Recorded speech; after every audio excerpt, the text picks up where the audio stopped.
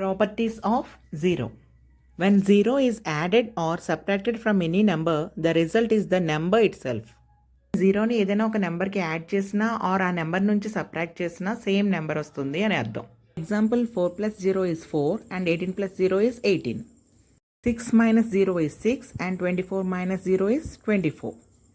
Product of any whole number and 0 is 0. 0ని ఏ నెంబర్తో multiply చేసినా answer 0నే వస్తుంది.